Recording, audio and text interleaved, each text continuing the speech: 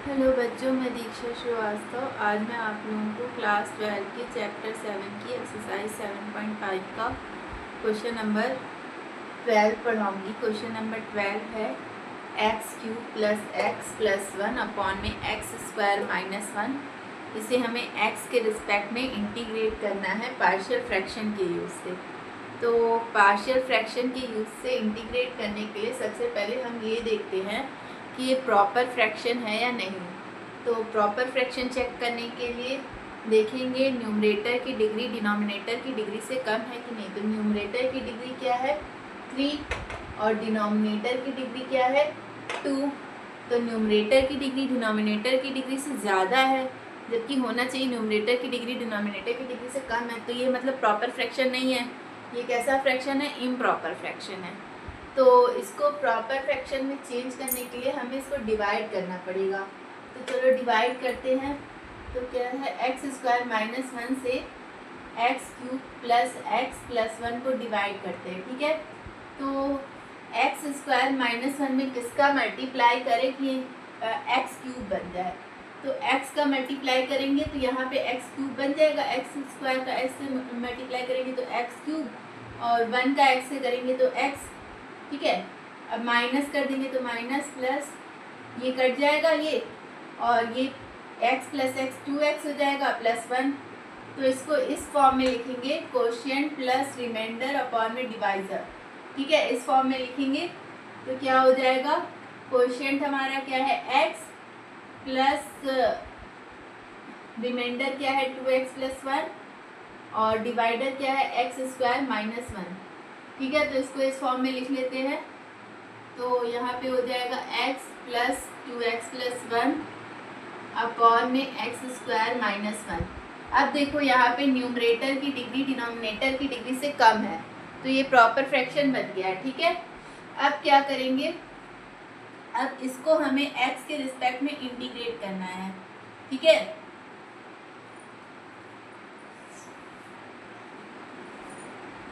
इसको हम लोग इरेज कर दे रहे हैं। ठीक है, आप लोग नोट कर लीजिए, इसको हम लोग इरेज कर दे रहे हैं। ठीक है,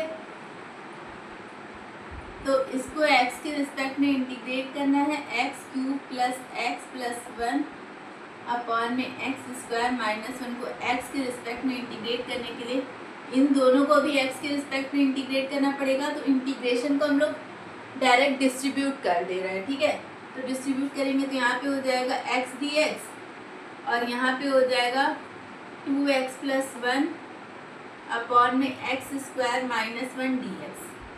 ठीक है, तो ये x dx तो क्या हो जाएगा x square by 2 x to the power n के फॉर्मूले से, और इसका इंटीग्रेशन हमें करना पड़ेगा।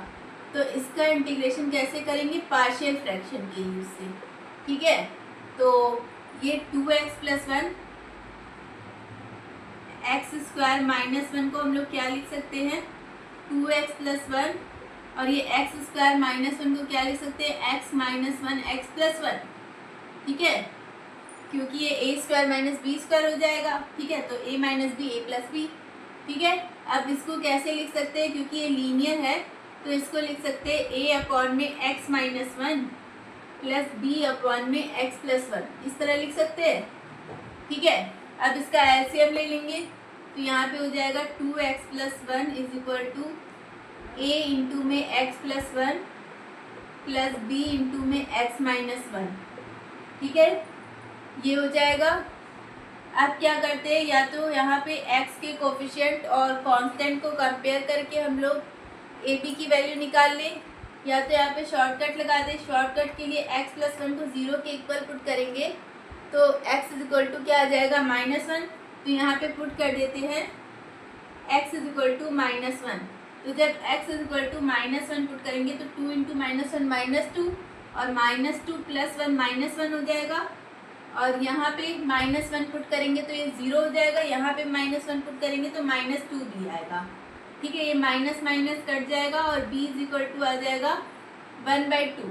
ठीक है, अब x माइनस 1 को 0 के इक्वल पुट करेंगे तो x इज इक्वल टू 1 आएगा। तो पुट x इज इक्वल टू 1, यहाँ पे x is equal to 1 put करेंगे तो 2 इंटू 1 2, 2 प्लस 1 3।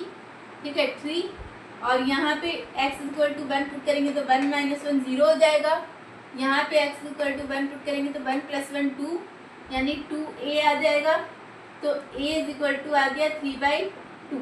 ये a और b की वैल्यू निकल गई। अब इस a और b की वैल्यू को हम यहाँ पे सब्स्टिट्यूट कर देंगे, ठीक है।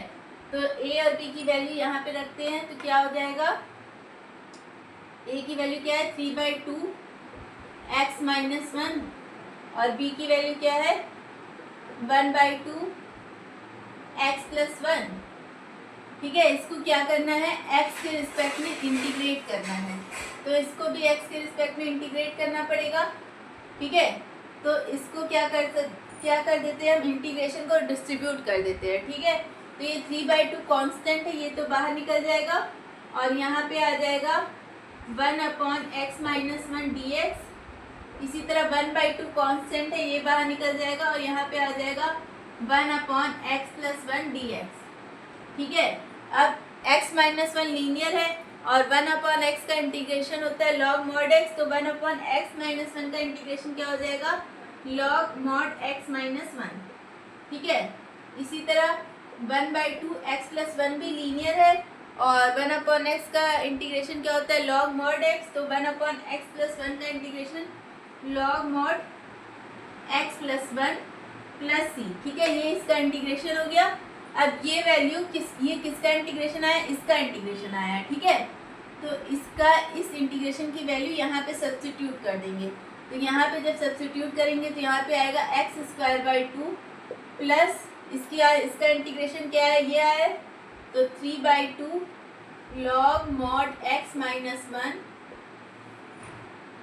Plus 1/2 log mod x plus 1 plus c, ठीक है।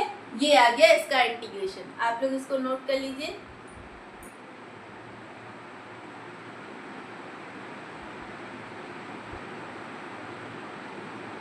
ठीक है, तो अगर आप लोगों को मेरा वीडियो पसंद आता है तो प्लीज़ लाइक शेयर और सब्सक्राइब करें। अगर आप लोग मेरे चैनल पर नए हैं तो ज़रूर से ज़रूर सब्सक्राइब करें और कमेंट करें। Thank you.